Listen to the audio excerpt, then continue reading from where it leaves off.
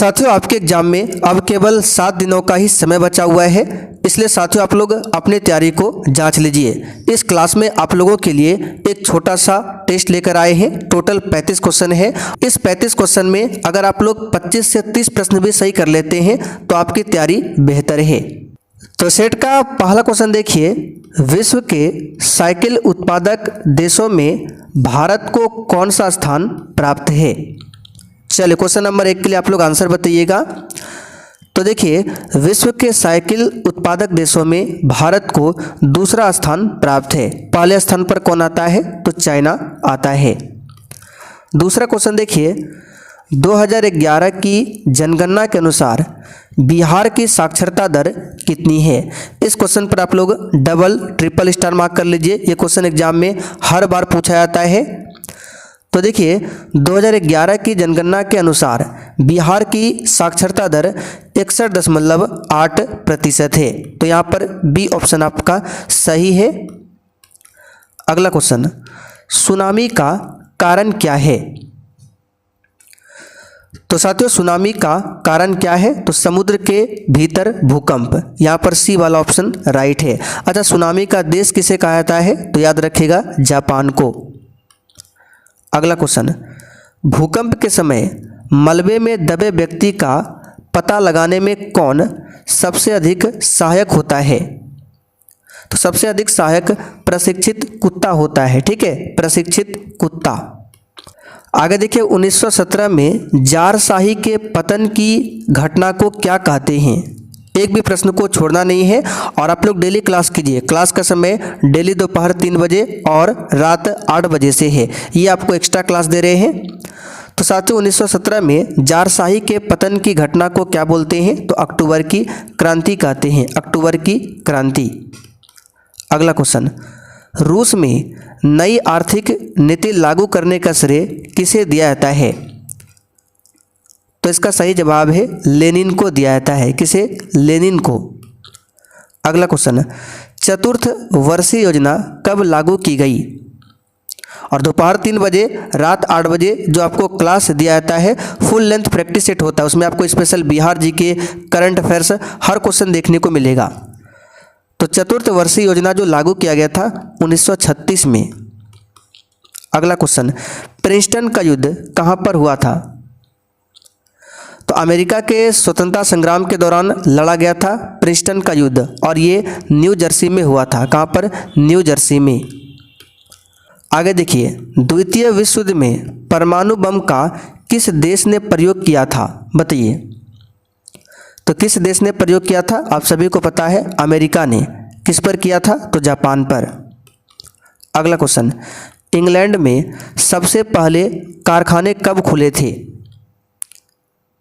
तो याद रखिएगा 1730 में खुला था। 1730 में।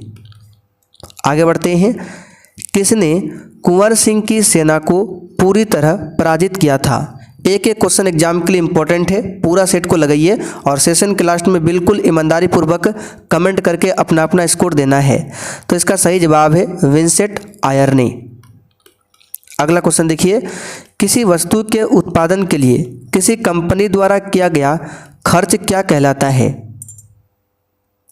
तो इसे सामग्री लागत बोलते हैं। सामग्री लागत। आगे देखिए, जब बर्फ पिघलती है तो क्या होता है? बताइए। तो साथियों जब बर्फ पिघलती है तो आयतन घटता है। इसको याद कर लीजिए, आयतन घटता है। नेक्स्ट क्वेश्चन, Fe2+ आयन में उपस्थित अयुग्मित इलेक्ट्रॉन की संख्या क्या है? तो इसका सही जवाब है 4 है। कितना है? 4 है। आगे देखिए, एरोमेटिक यौगिक निम्न में कौन है? देखिए आप सभी को पता है, बेंजीन को ही बोला जाता है एरोमेटिक यौगिक, और इसका सूत्र है C6H6। अगला क्वेश्चन, मेंडलीव के आवर्त नियम के अनुसार इनमें से कौन सा सत्य है? बताइए। तो साथियों इसका सही जवाब है तत्वों के गुण धर्म उसके परमाणु द्रव्यमानों के आवर्ती फलन होते हैं। ये कथन सत्य है मेंडलीव के आवर्त नियम के अनुसार। आगे देखिए, पराजय में कौन सा उपसर्ग है? तो इसमें परा उपसर्ग है। कौन सा है? परा उपसर्ग।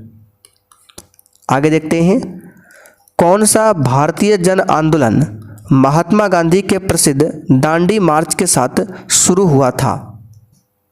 दांडी मार्च 12 मार्च 1930 को स्टार्ट हुआ था और 6 अप्रैल 1930 को गांधी जी दांडी पहुंचते हैं और सविनय अवज्ञा आंदोलन स्टार्ट होता है। बी ऑप्शन यहाँ पर सही है।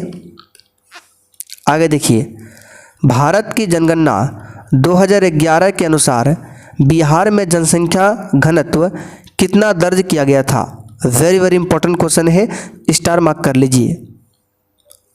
तो ये किया गया था 1106 व्यक्ति प्रति वर्ग किलोमीटर, जो कि सबसे अधिक है। डी ऑप्शन राइट है। आगे देखिए, भारत की जनगणना 2011 के अनुसार केरल में साक्षरता दर कितनी दर्ज की गई? तो लगभग 94% के आसपास यहाँ पर देख सकते हैं। डी ऑप्शन में दिया है 93.91%। आगे देखिए, सिकंदर को पंजाब के शासक पोरस के साथ युद्ध लड़ना पड़ा। इस युद्ध को हम किस नाम से जानते हैं, बताइए। तो ये युद्ध हुआ था झेलम नदी के किनारे और इस युद्ध को हाइडेस्पिज का युद्ध बोला जाता है। हाइडेस्पिज का युद्ध। प्रथम अफीम युद्ध का समापन करने वाली संधि कौन सी थी, यानी किस संधि के तहत प्रथम अफीम युद्ध समाप्त हुआ था? तो नानकिंग की संधि। याद कर लीजिए, नानकिंग की संधि। आगे बढ़ते हैं, क्वेश्चन 23। ग्रेट विक्टोरियन मरुस्थल कहाँ पर स्थित है? तो यह ऑस्ट्रेलिया में स्थित है। कहाँ पर? ऑस्ट्रेलिया में। अगला क्वेश्चन, कोकस प्लेट किनके मध्य पाई जाती है? तो साथियों, कोकस प्लेट जो है किनके मध्य पाई जाती है?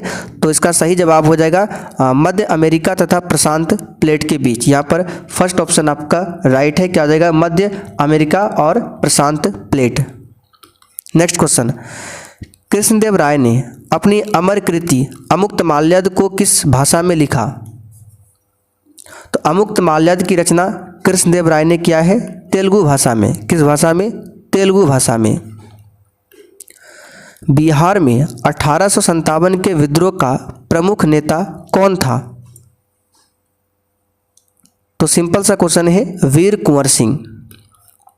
आगे देखिए, फरेजी आंदोलन की शुरुआत किसने किया था?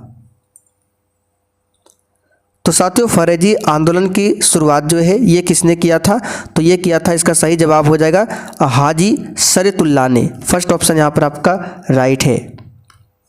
आगे देखिए, निम्नलिखित में से कौन सा जीव बहु विखंडन द्वारा प्रजनन करता है? बहु विखंडन। तो कौन सा जीव है जो बहु विखंडन के द्वारा प्रजनन करता है? तो यह है प्लाज्मोडियम। क्या है? प्लाज्मोडियम। आगे देखिए, रिसिया निम्न में से किस श्रेणी के अंतर्गत में आता है?